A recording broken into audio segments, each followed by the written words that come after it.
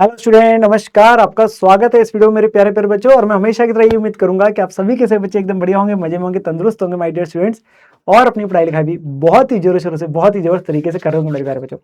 तो बेटा यहाँ पर मैं वीडियो लेके आया with respect to CA intermediate May 27 के बैच को लेके। वैसे हमने अपने पास में एट PW ऑफिशियली अपने पास क्लासेस जो है अपने पास आज से शुरू करी थी, ठीक है ना। एंड बच्चों को यही होता है कि सर हम अपने पास में कैसे प्रोसीड करें ताकि हम May 27 के बैच को अपने पास में ईजिली जो है अपने पास क्लियर कर सके, ठीक है ना। तो हमारा वो टारगेट है। एंड यहाँ पर मैं अगले हमारे पास अगर मैं आज से देखूँ 14 जुलाई से लेके टिल आपके एग्जामिनेशन तक ऑलमोस्ट 9.5 महीने हैं। एग्जाम डेज को भी ऐड कर देंगे तो 10 महीने बन जाएंगे। तो हमें इस पूरी जर्नी के अंदर में क्या क्या चीज़ों का अपने पास में ध्यान रखना है, हमें क्लासेस कैसे लगानी है, हमारे सिलेबसेस कब तक कंप्लीट हो गए, वो मैं सारी बातें इस वीडियो के अंदर में करने वाला हूँ। तो बेटा अंत तक सुनेगा। एंड मैं स्पेसिफिकली कुछ चीज़ें फिर लास्ट में जाके आपको एडवांस अकाउंटिंग को लेके भी बात करने वाला हूँ, ठीक है ना। तो मेरे प्यारे प्यारे बच्चों, स्टार्ट करते हैं हम अपने पास डिस्कशन को। There are lot of takeaways for all of you. So my dear students, अगर हम देखते हैं, देखिए आज आपके पास में 14 जुलाई जब मैं वीडियो आप लोगों के लिए यहाँ पे लेके आया हूँ, ठीक है ना। तो यहाँ पर मैं अपने पास में क्या देख रहे हैं कि यहाँ से हमारे पास शुरुआत हो रही है जर्नी की, ठीक है ना।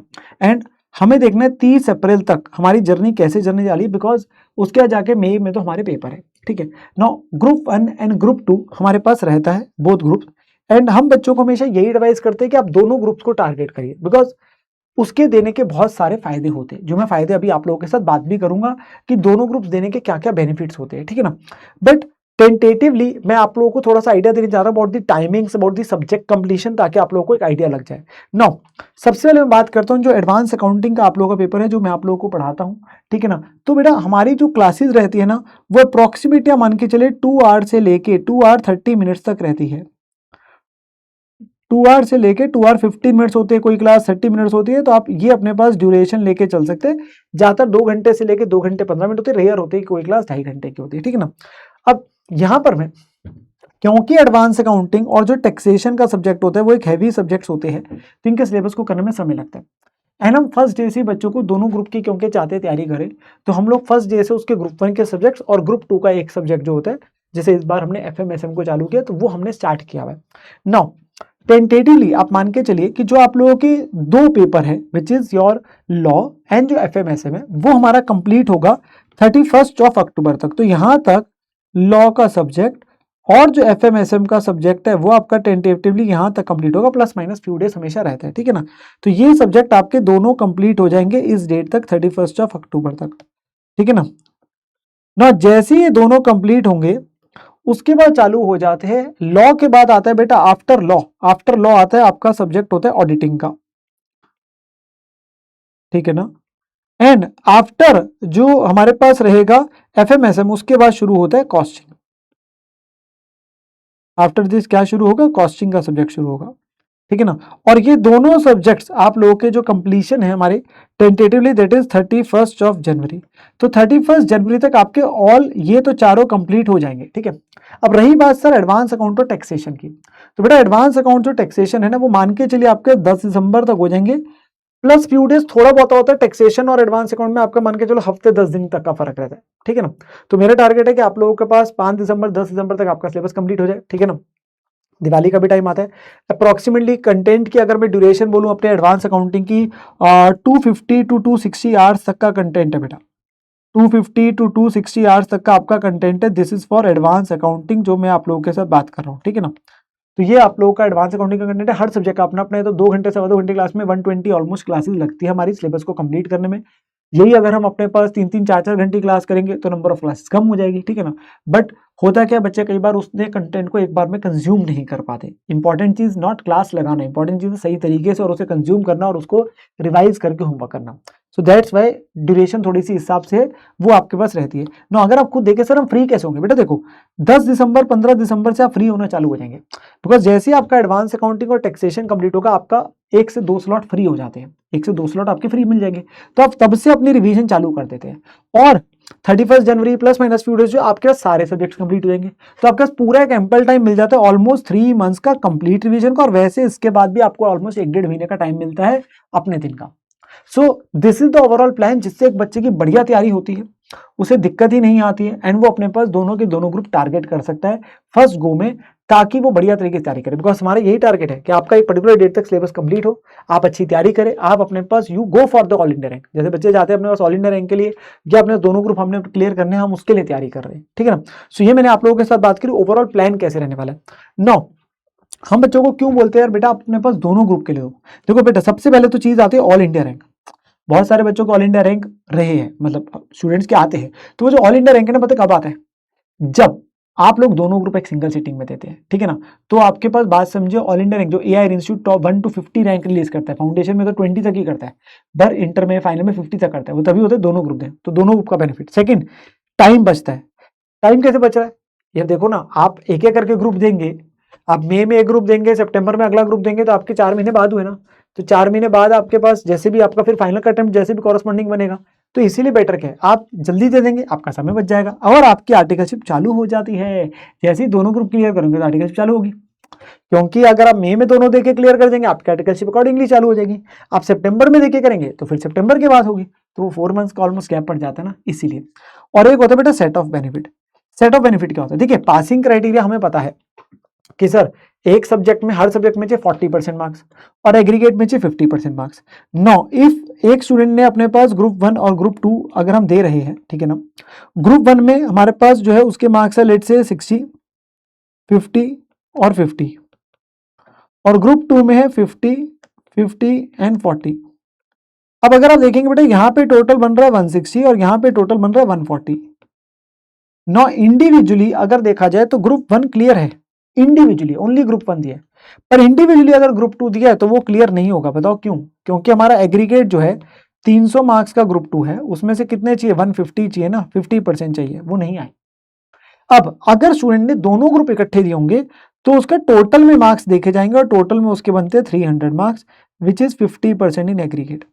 तो अगर इकट्ठे में ग्रुप दिया होता है ना, इकट्ठे में, तो आपके दोनों ग्रुप्स के ऐड करके कंडीशन अप्लाई होती है 50% वाली, कि हर सब्जेक्ट में 40 है अब है और एग्रीगेट में आपका 50% हो गया, तो आपके दोनों ग्रुप क्लियर है। इनफैक्ट इस बार भी बच्चे का May 20 सिस्टम में एक बच्चे के 151 एंड 149 मार्क्स आए, समझो पूरे डॉट 300, ठीक है ना। ऐसा होता है, ऐसा होता है, तो बेनिफिट मिलते हैं, हर बार बच्चों को मिलते हैं। So there are certain benefits which you get if you give both groups at one go, ठीक है ना।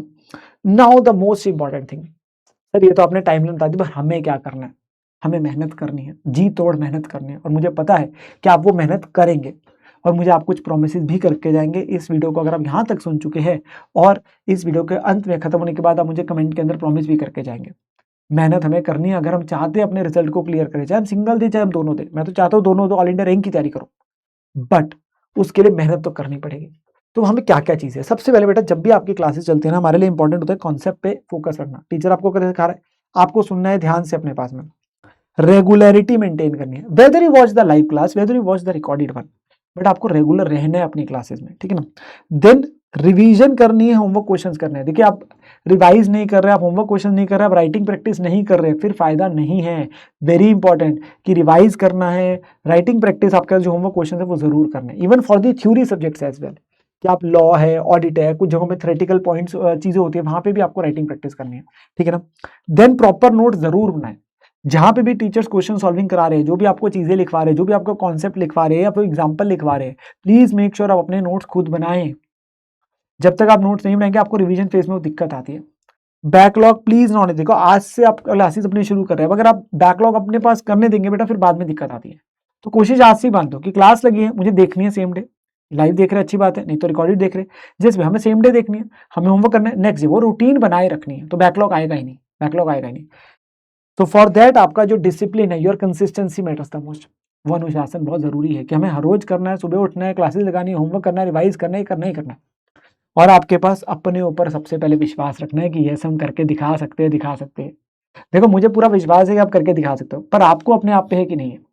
There will be certain days, there will be certain time की जब आप लो फील करेंगे, but always make in mind कि आप CA कर क्यों रहे हैं, वो आपके क्लियर होना चाहिए, और हमेशा ही लेके चलो yes we can clear this and I am going to clear this in May 27, हम क्लियर करके दिखाएंगे। तो मुझे आप लोगों से इस वीडियो के नीचे प्रॉमिस चाहिए, मुझे बस इतना सा प्रॉमिस चाहिए कि we are going to give our best. बस आप इतना भी लिख देंगे ना तो भी बहुत है कि हम अपना बेस्ट देंगे, हम अपना basic, boss that is kind of a thing you are making a promise to me and promise to yourself कि आपने मुझे कहा है कि सर हम अपना बेस्ट देंगे, हम इन चीजों का पालन करेंगे, अपना बेस्ट देंगे तैयारी के लिए। बाद में रिजल्ट जो भी आए वो बात अलग है, पेपर कैसे आएंगे वो हमें नहीं पता, हमारे हाथ में क्या है, मेहनत करना, और हम करेंगे जरूर।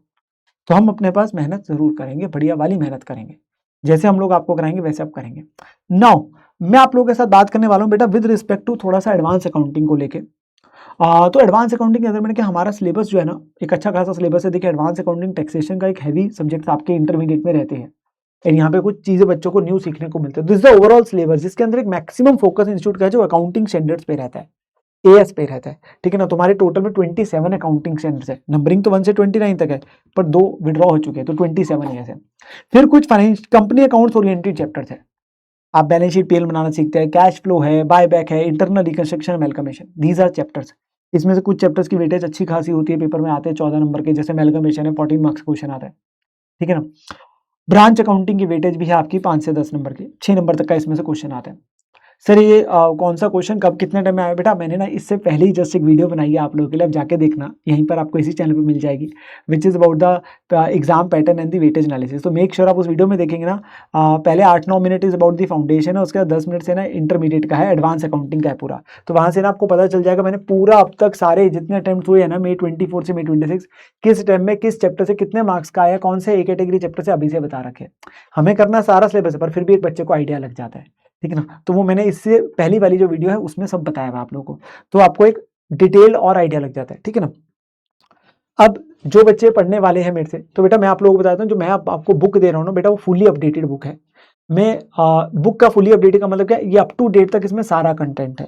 तो मैंने बच्चों को भी ये रिकमेंड करूँगा, मेरे पिछले प्रीवियस बैच से मत देखना, आप इस वाले कंटेंट को रेफर करना, आपके लिए बेटर रहेगा।